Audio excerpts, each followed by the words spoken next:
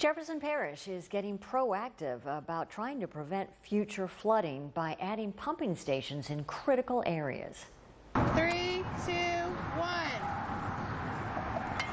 Parish leaders broke ground at the site of two new drainage pump stations on Veterans Boulevard near the 17th Street Canal. Together, those pumps will be able to pump out 61,000 gallons of water a minute. The construction may take anywhere from a year and a half to 2 years, and after that, the pumps would go into service.